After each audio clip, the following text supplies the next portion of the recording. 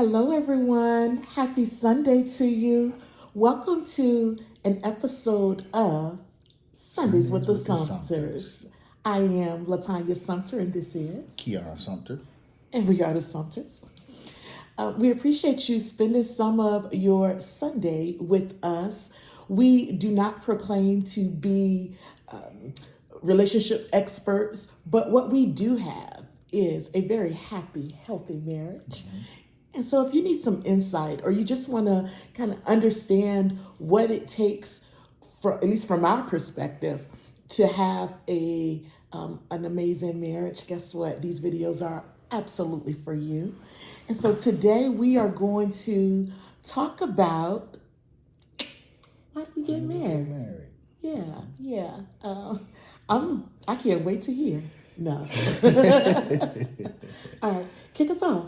Why? Well, one of the main things that excited me about getting married to Miss Latanya Sumpter was that it wasn't out of need or necessity.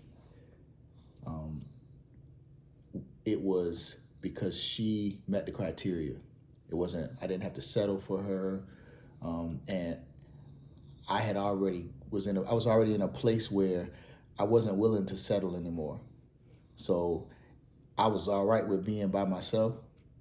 Um, but the fact that was, she met the criteria and she was genuinely interested in me and the betterment of me, I was grateful that I was still able to have that opportunity because I didn't know that was gonna happen for me. And I had already accepted that.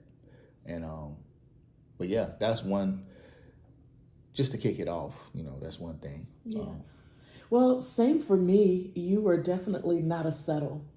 And it was the first time, relationship wise, that I didn't settle. Right? I didn't compromise in the things that were important to me. I also didn't have to make you into who I needed you to be. You already came. I was like, Lord, he comes with Tupperware and pencils for the kids, Lord. Um, but those were things that you already, and cleaning supplies. I was like, okay. But there were just so many different things about you that I needed. I got some bonuses too, some things that I didn't know that I needed. Me too. But but just on the surface, I could tell that you were not a compromise, and so I didn't settle, and I got everything that I Everything I want. wanted. Yeah, yeah, I definitely got everything and more. I just I remember all the things that I accepted, that I sacrificed to become the man that I felt that the woman that I wanted would need me to be. My whole life, in retrospect, was preparation for this time. Everything that I knew how to do wasn't valued by the wrong people. It wasn't impressive. It wasn't appreciated. So therefore, it was like, you get treated poorly. Like when somebody it was like casting your pearls amongst swine. Not to be offensive to anybody from my past, but it was like it wasn't for them. So they didn't grasp what I was offering, and they weren't designed to appreciate what I was offering. And you know that's the blessing of it all, because it was like um, they weren't able to be in the space that they weren't supposed to be in, and when the time came, I mean, this is we talking 40. I'm 41 years old and I'm about to get married. I'm getting married yeah, by 35, 30. By 30, you start to feel like, well, dang, maybe it's never gonna yeah, happen. Maybe this is gonna be what it is. But I was sick and tired of um, the headaches of allowing people in my space that weren't worthy. The headache, people having these expectations and trying to discourage me from my mission. And people, everybody, I mean, everybody that knows me knows how I am. Know that I am on my mission, even no matter what you say, no matter how you try to discourage me, because I listen to my heart. Like I listen to what's inside of me, and who knew? Like I went so in regards to why I got married, I felt a void. Somehow the seed was planted in me that that was what I was designed to be, like a husband. Like that's the place that I was designed to be in, and it was like I learned how to everything that happened prior to me getting married prepared me for marriage. I knew how to cook. I knew how to clean. It was all. It wasn't like it was just a design. It was by design. It wasn't like I planned it. It was like I was led to do it. I did it, and it just so happened that I mean, there's so many ways that there's so many things that were added on to me in my lifetime that um, now in this 6 years I've been able to see. Oh, that's why. I mean, struggles, challenges, triumphs, um, differences of experience, Yeah. all those things. So it was like that's why I got married so that I could um, be be something that I saw. I needed to test my theories. Like I needed to everything that I believed that I could be and I could do with my family for my family. I needed to be able to prove that to myself because it's not. Wow, almost like faith without works. You know what I'm saying? Yeah. It's like I needed to work my faith in that moment just to test, to be sure that it wasn't just for nothing, and it wasn't just I wasn't just talking. You know. Interesting. So we come from, like you said, different experiences. For me, I was mistreated and mishandled, and I still though had a desire to be with someone who could appreciate all that I am and see me as an asset and not a liability, that would not see me as a threat, that would know that I am like I'm on your team, right? And when you have been mishandled so much and mistreated, some of which I volunteered and probably was not as much of a victim as I'd like to claim, but the the truth of all of that is the more you get hurt in relationships and the more mistreated you are, the harder and the colder your heart becomes, right? It becomes so difficult to open up yourself and to be vulnerable yet again. And I found, though, pretty early on that I was able to have peace in opening up with you, and so that helped to transform that belief that, oh wow, but I never lost my desire, right? Even through all of that, I never lost the desire to be a wife, and I I don't know, I enjoyed that so very much. So one of the reasons why I married and I married you is because felt like it was a safe place for me to deposit who I am, right? That's how I felt. And it has not gone wrong. It still continues to be that safe place. And when people talk about safe places, a lot of times they're talking about sort of the physical space, but emotional and psychological safety, it matters. And it is important. And that's where the trust comes in too, because it's like, man, can I trust you to handle me in a way that is careful and in a way that that shows me that I am valuable. Right. Yeah. That. I think the safety in the place is how you feel in that place is what it is, and that's what it felt. It felt like home. It made Yeah. sense. And Like it's wherever you everything are, made it sense. feels Yeah, like and home. that's how I felt with you. Like coming back in contact with you, and it just felt like I could. Something in me told me that I could trust you. Like I could. And it wasn't. it wasn't like I rolled the dice. It was a process of me trusting you, and it just happened. So it was just over a shorter period of time than with other people, but it was like it didn't matter what I gave you access to. You handled it with care, Yeah. and it was with regards to the pain. Like I got to a place where I was like, I'm not. If I heard a voice tell me and my from within that if I allowed anybody else to waste any more of me, I wasn't going to be willing to be.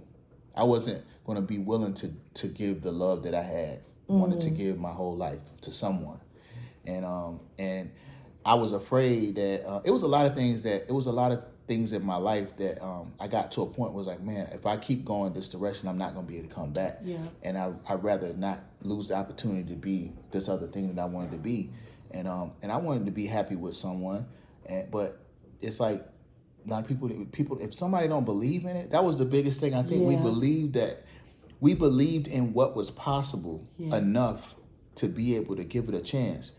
And I can't read your mind. Right. There is some risk that you take. For sure. There's a little bit more, there's some calculation in it that you can kind of, based on your experiences, especially when you have had a whole bunch of bad experiences, you can use that to gauge. It's like, well, I know, it's like, well, nobody's going to be willing to operate in, like nobody on it dealing with evil is not going to be willing to operate in love. Like they're not going to be willing to say, well, hold on, let me be totally transparent.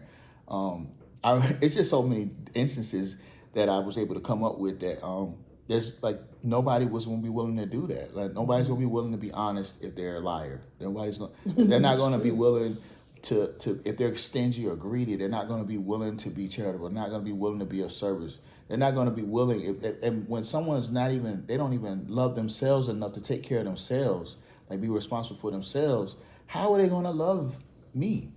Like I had to love me in order to understand what that was, because I wasn't willing to. You loved me better than I love. I love myself pretty good. And when you came back, by the time you came back around, I loved me.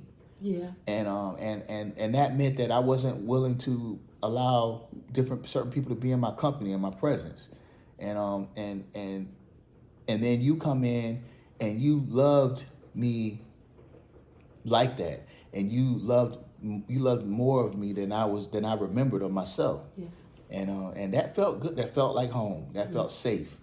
And I was like, okay. But me being the skeptic that I am, I still had to see it happen for a while. Yeah. And so when I made my mind up that we were going to get married, it didn't take me. I did some final steps or whatever. But when I said I'm going to ask her, I had already seen what I needed to see. We did some things, like we were able to sort things out, and we had our business meetings, and she was just willing to do whatever we were doing. And it was like, okay, it wasn't all this pushback and I don't want to do all that. And, even some things she didn't want to do. Right. And I could see that I was like, I appreciated the fact that she was willing to, we changed the oil. I ain't saying that you didn't want to change the oil. Well, but I did. You did. But you did, though. And you didn't complain. Well, here's the deal. I think, and this is part of what was telling for me.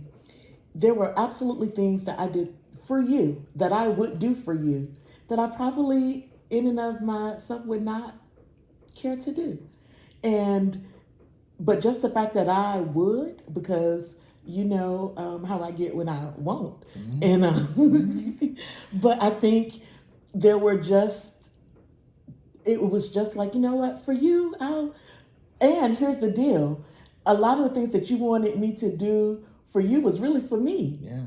And me too, though. Now I don't want to make it seem like I wasn't saintly, because I didn't want you. If I had to be away, I didn't want you asking no another dude to be changing your oil. When I I was like, got look, that. this ain't that hard. This is something that you can do. So I don't want no excuses about. And this is something that was probably structured based on past experiences when For people got sure. all these excuses for why you wasn't here, so I had to get somebody to take out my trash. I'm like, Okay. we're not playing those games. Well, I get it. It's fine. Everything's fine. Well, it turns out it wasn't that hard. It wasn't even that hard. But But we pay people to do our stuff anyway, so it don't even matter now. well, okay. Let them pick it up and. That's true too. Everything's fine.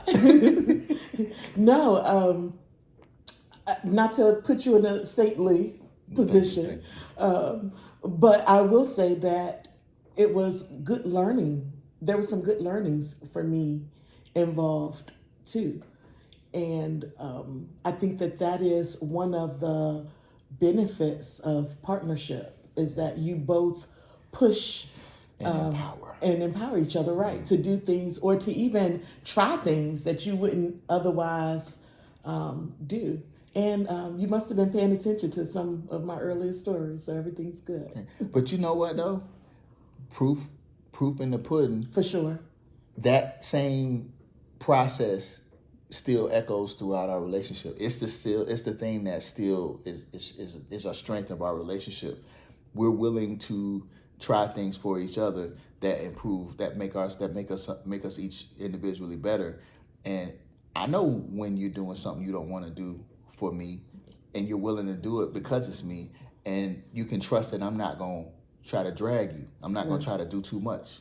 Right. And it's the same on the other side. It's like, man, I can trust that whatever she asks me to do, it ain't gonna be too much. And I'm gonna win. You know what I'm saying? I'm gaining from it, and that's what you want.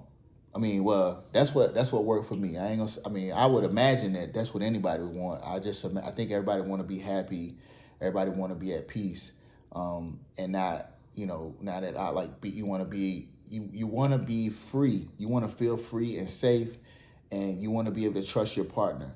And I think it's easier than some. I thought it was hard to find out, and I was frustrated. And I think that's where you settle. But it was not more complicated. It was more simple. It's like, well, hey, you want to know if a person is like, want to know if a person can love you? How do they love themselves? Yeah. Do they take care of themselves? Do they treat themselves? Are they kind to themselves? Yeah. Do they feel, you know what I'm saying? Do they motivate themselves? Because whatever they're doing for themselves, that's what they're gonna do for you. Yeah. And I think that's kind of how it worked out. Well, that is, I think that is the jewel of it all, right? It's simple. Yeah. It's real It's not simple. complicated. It's not complicated. And I think that whenever we try to make it complex and complicated is where we mess up. Just keep it real simple and pay attention, right? And pay attention to yourself. Be honest with yourself. Be honest with your partner. And that's where it all comes together. So, but anyway, that's why. That's why we got married. That ain't all the why we got married, but we had to make a movie to tell it all. All right.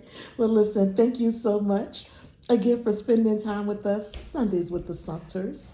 What were you gonna say? I was gonna say this. It's been a wonderful experience. I thank y'all for allowing me to participate in my lovely wife's follow. I don't know what the proper terminology is, but I'm grateful to have had this experience. It's been an awesome month.